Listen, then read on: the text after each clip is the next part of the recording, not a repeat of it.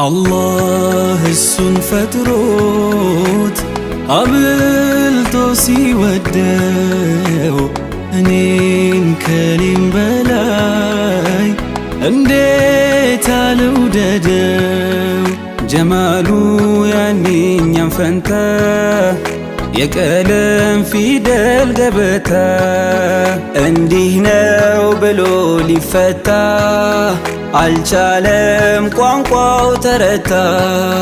አላየው ጀማሉ በቱን አልሰማው መራንደበቱን አትፍረዱብኝ ባልጸናም ባዩት በሰሙት ብቀናም